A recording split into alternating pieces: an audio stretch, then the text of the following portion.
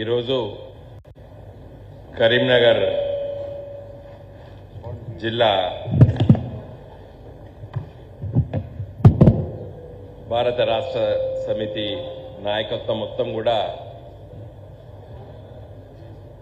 27వ తారీఖు నాడు జరగబోయేటువంటి బీఆర్ఎస్ పార్టీ 25 సంవత్సరాలు నిండిన సందర్భంలో జరుగుతున్నటువంటి సభ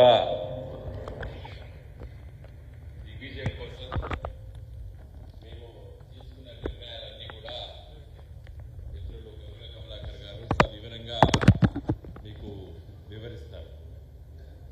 దానికోసమే ఈ పత్రికా విలేకరుల సమావేశం ఏర్పాటు చేయడం జరిగింది. ఇంకా దాదాపు ఇవాళ మరి 12వ తారీఖు, ఇంకా ఖచ్చితంగా 15 రోజులు మాత్రమే ఉంది. ఈ 15 రోజుల్లో మరి ఈ జిల్లాలతో పాటు ఉత్తర తెలంగాణ జిల్లాల నుండి ఏ విధంగా ప్రజల్ని సమీకరిస్తున్న ఇవన్నీ కూడా ఇటీవల పెద్దలు మా పార్టీ అధినేత కేసీఆర్ గారు మమ్మల్ని అందరినీ కూడా పిలిపించుకొని కొన్ని సూచనలు చేశారు. అవన్నీ కూడా ఇప్పటికే మేము తూచా తప్పకుండా పాటిస్తూ వాటిని అమలు చేస్తున్నాం. జరుగుతున్న విషయాలన్నీ కూడా మీ ముందు ప్రస్తావించడానికి విలేకరుల సమావేశం ఏర్పాటు చేశాం. క్లుప్తంగా నేను 2 విషయాలు మీ దృష్టికి తీసుకురాదలుచుకున్నాను. ప్రజాస్వామ్య వ్యవస్థలో రాజకీయ పార్టీలు ప్రజల మద్దతుతోనే అధికారంలోకి వస్తారు. ప్రజలు వివిధ కారణాల వల్ల మరి నిర్ణయాలు తీసుకుంటారు.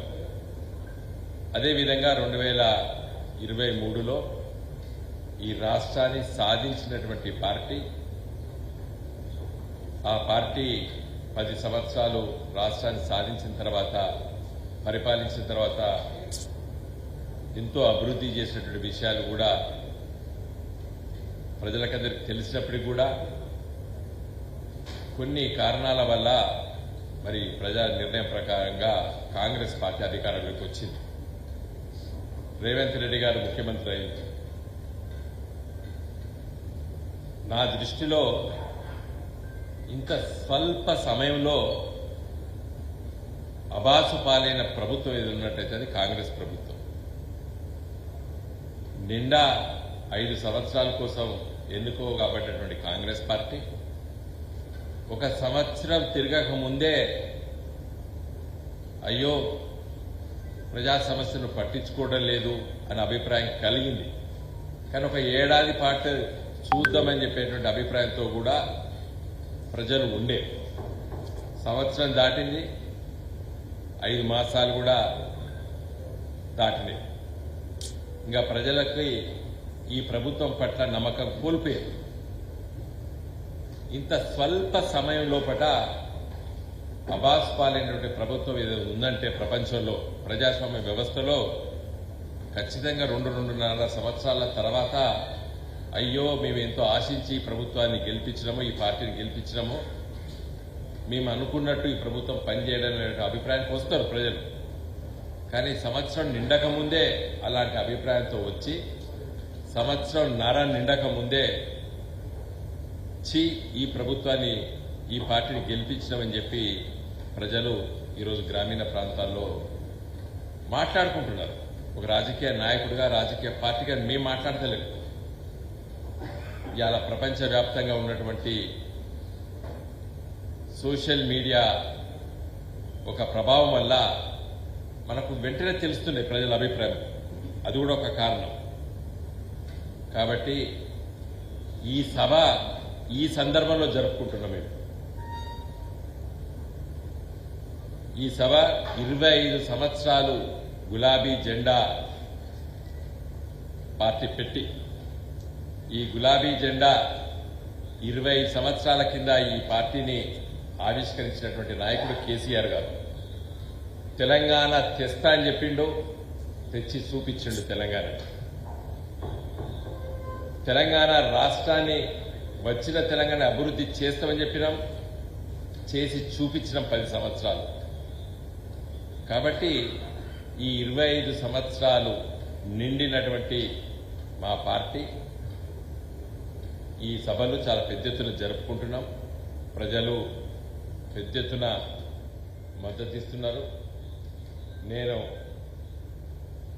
మరి ఎల్కతుర్తి పూర్వపు మన కరీంనగర్ జిల్లా కొత్త జిల్లాలు కాకముందు అక్కడ దాదాపు 1200 ఎకరాల భూమిని చదును చేయడం జరిగింది. మొన్న ఇదే సమయం నేను అక్కడ ఆ సభాస్థలంలో తిరుగుతున్నప్పుడు ఎంత సంతోషం వేసిందంటే, భూమి ఇచ్చిన వాళ్ళే మా భూమి మీరు ఈ సభకు మేము ఇస్తున్నాం, ఎందుకంటే పోలీస్ పర్మిషన్ కోసం అలా తీసుకోవాలి, లెటర్స్ తీసుకోవాలి, కన్సెంట్. అవి తీసుకున్నటువంటి రైతులు ఇచ్చినటువంటి రైతులే వాళ్ళే పనిచేస్తున్నారు. ఏది అక్కడ నిన్నటిదాకా మొన్నటిదాకా ఉన్నటువంటి పత్తి చేనును పీకడానికి, అక్కడ చదును చేయడానికి, అక్కడ ఆ సభాస్థలాన్ని దాన్ని తీర్చిదిద్దడానికి రైతులు 2 ఎకరాలు 3 ఎకరాలు ఉన్నటువంటి రైతులు భార్యాభర్తలు, మీడియా మిత్రులు చూసింది అక్కడ. నిన్నగాక మొన్న ఇదే సమయానికి నేను అక్కడే ఉన్నా. అక్కడ ఉన్నటువంటి నాయకత్వం మేమందరం ఉన్నాం. అక్కడ సతీష్ గారు మాజీ హుస్నాబాద్ శాసనసభ్యులు, వారి నియోజకవర్గమే ఎల్కతుర్తి, మన కరీంనగర్ పార్లమెంటు పరిధిలో ఉంటుంది. కాబట్టి అంత సంతోషం వేసింది. అంటే భూమి ఇవ్వడం జరిగింది స్వచ్ఛందంగా, ఇస్తూ మళ్ళీ వాళ్ళే పనిచేస్తున్నారు. ఈ సభ దిగ్విజయంగా జరగాలని మేము గర్వపడుతున్నాం. ఈ సభ గులాబీ జెండా సభ, మా సభ స్థలం మా భూమిలో జరుగుతున్నందుకని. కాబట్టి మంచిగా చాలా గొప్పగా జరుగుతుంది ఈ సభ.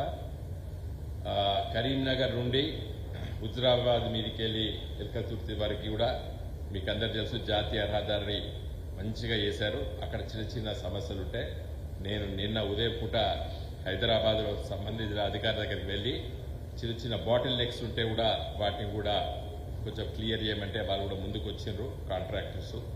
అదేవిధంగా సిద్దిపేట నుండి వేయేటువంటి ఆ రహదారి కూడా కొంత ఇబ్బందులు ఉంటే వాటిని కూడా మంచి క్లియర్ అయిపోయినాయి. ఇప్పుడు ఎలాంటి ఆటంకాలు ఉండకుండా మంచి సాఫీగా రోడ్లు కరీంనగర్, పూర్వపు కరీంనగర్ జిల్లా నుండి సభాస్థలానికి వెళ్ళడానికి మంచిగా ఉంది.